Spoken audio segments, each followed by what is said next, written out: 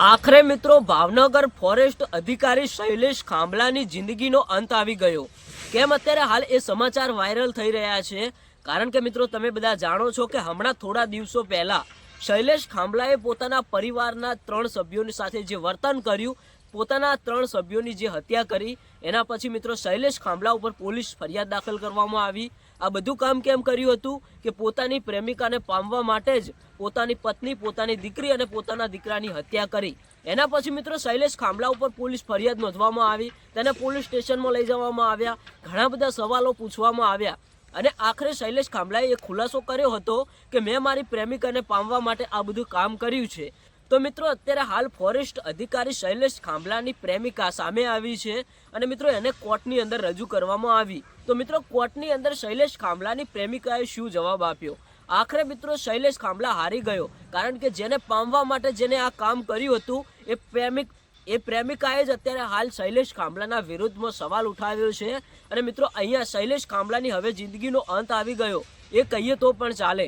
કારણ કે મિત્રો શૈલેષ ખાંભલાએ પોતાના પરિવારનું ન વિચાર્યું, પોતાની પ્રેમિકાનું વિચાર્યું। હવે શૈલેષ ખાંભલાને એવું હતું કે હું આ પરિવારના સાથે આવું વર્તન કરું એટલે હવે હું એકલો અને મારી પ્રેમિકા અમે બંને રહેશું। પણ મિત્રો આખરે અત્યારે હાલ સૌથી મોટા આપણને સમાચાર મળી રહ્યા છે કે જે પ્રેમિકાને પામવા શૈલેષ ખાંભલાએ આ બધું કામ કર્યું, આખરે એ પ્રેમિકાને કોર્ટની અંદર બોલાવવામાં આવી, બધી વાતો કરવામાં આવી।